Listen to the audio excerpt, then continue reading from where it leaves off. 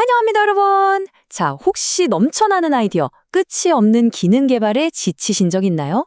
오늘 다뤄본 원문 자료는 바로 그런 분들을 위한 아주 특별한 방법론을 설명하고 있습니다.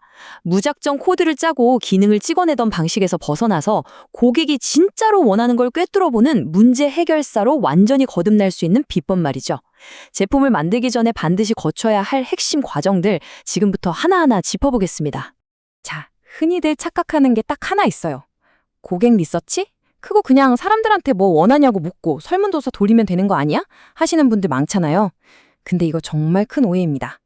사실 사람들은 자기가 진짜 뭘 원하는지, 심지어 자기가 어떤 문제를 겪고 있는지도 모를 때가 엄청 많거든요. 표면적인 대답만 믿고 덜컥 제품을 만들었다가는 결국 아무도 안 쓰는 덩치 큰 예쁜 쓰레기를 만들게 될 확률이 아주 높습니다. 그렇다면 진짜 리서치의 목적은 도대체 뭘까요? 바로 이 세 가지 핵심 질문에 완벽하게 대답하기 위해서입니다. 첫째, 도대체 누가 이 문제를 겪고 있는가? 둘째, 그 문제가 얼마나 자주 그리고 얼마나 심각하게 발생하는가? 마지막으로 제일 중요한 거, 우리가 만들 제품이 그 문제를 진짜로 해결하는가? 만약 이 세 가지 질문에 명확하게 답할 수 없다면 아직 코드를 짤 때가 아닙니다. 이 원문 자료에서는 어떻게 이 질문들의 답을 찾아가는지 그 방법을 아주 자세히 다루고 있죠. 오늘 우리가 짚어볼 전체적인 흐름은 이렇습니다.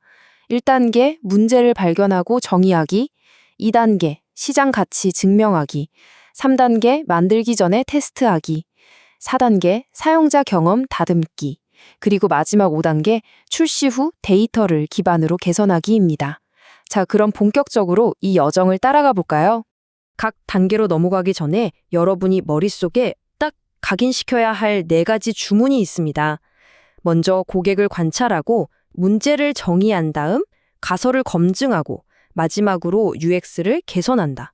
이 4가지 흐름이 바로 전체 과정을 지탱하는 아주 튼튼한 뼈대입니다. 앞으로 무언가 막힌다 싶을 때마다 이 주문을 꼭 떠올려 보세요. 그럼 첫 번째 파트, 문제 발견 및 정의 단계입니다. 표면적인 불평을 넘어서 진짜 니즈를 찾는 과정이죠. 고객의 숨겨진 니즈는 도대체 어떻게 파헤쳐야 할까요? 방법은 여러 가지가 있습니다. 예를 들어 에스노그래피라는 방법은 고객의 생활 환경을 꽤 오랜 시간 관찰하면서 생활 밀착형 아이디어를 얻어내는 방식이고요. 쉐도잉은 말 그대로 고객의 뒤를 그림자처럼 찰싹 붙어 따라다니면서 실제 행동을 관찰하는 겁니다. 말로는 설명 못했던 진짜 업무 흐름을 파악해서 UX에 녹여내는데 아주 탁월하죠. 방금 언급된 방법 중에 특히 흥미로운 게 바로 JTBD, 그러니까 Jobs to be done 프레임워크입니다. 좀 생소하실 수도 있는데요. 핵심은 이겁니다. 고객은 단순히 어떤 기능을 사는 게 아니라는 거예요. 고객은 자기 목적을 달성하기 위해서 여러분의 제품을 이른바 고용하는 겁니다. 우리 제품이 도대체 어떤 임무를 완수하려고 고용되는 건지 그 진짜 이유를 분석하게 해주는 아주 강력한 도구죠. 사실 고객의 말을 곧이곧대로 듣다 보면 딜레마에 빠지기 쉽습니다. 사용자가 당장 불편하다고 말하는 그 표면적인 불평은 사실 겉으로 드러난 기침 같은 증상일 뿐이거든요. 우리가 고쳐야 할 건 그 이면의 근본 원인, 즉 진짜 병입니다. 이걸 찾기 위해 원문에서는 OYG 분석을 추천합니다. 왜? 라는 질문을 5번씩 반복하면서 땅을 파고 들어가는 삽질을 하는 거죠. 그래야만 본질적인 진짜 문제를 끄집어낼 수 있으니까요.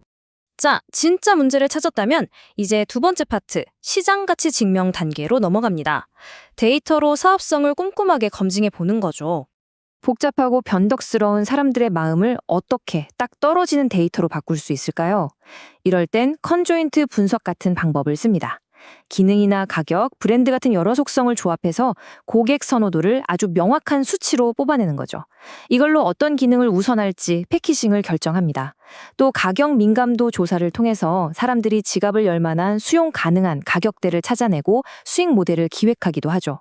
이런 단단한 정량적 데이터가 있어야 우리 아이디어가 진짜 돈이 되는 비즈니스로 변할 수 있습니다. 세 번째 파트는 만들기 전에 테스트하기입니다.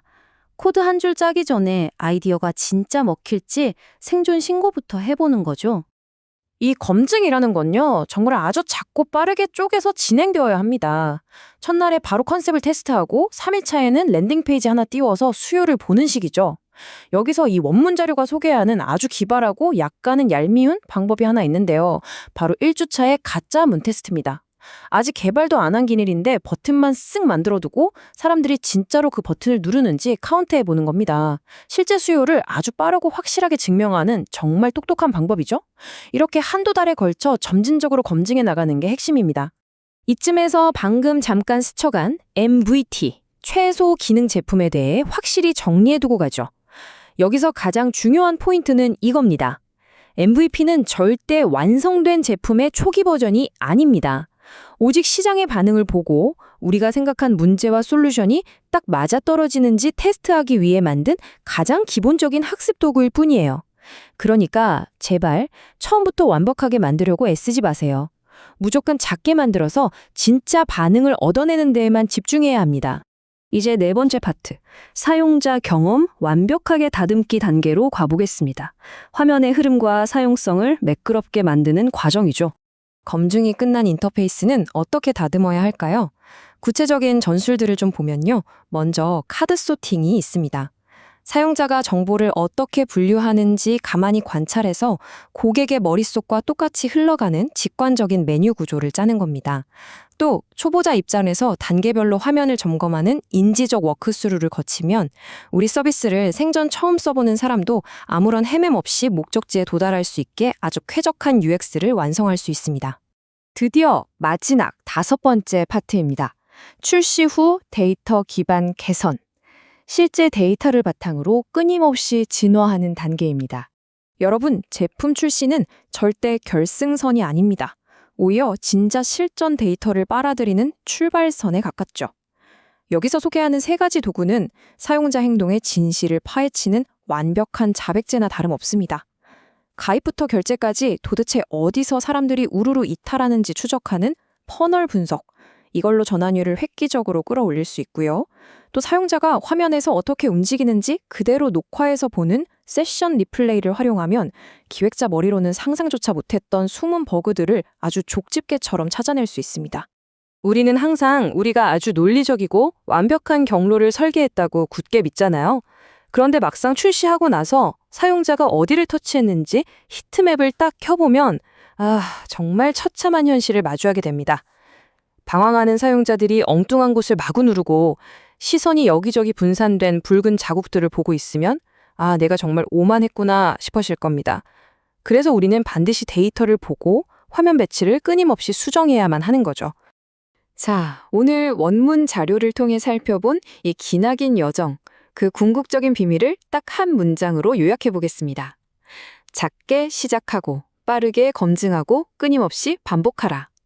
앞서 계속 강조했던 개발자의 주문 4단계가 실제로 작동하는 원리이기도 하죠. 관찰하고 검증하고 개선하는 이 거대한 쳇바퀴야말로 성공하는 제품을 만드는 절대 변하지 않는 진리입니다. 이 자료에서 가장 강조하는 핵심 메시지 하나를 그대로 인용해 드릴게요. 처음부터 기능을 많이 만들지 마십시오. 고객의 문제를 작게 발견하고 빠르게 검증하고 반복적으로 개선하는 과정이 제품 기획과 UX 디자인의 핵심입니다.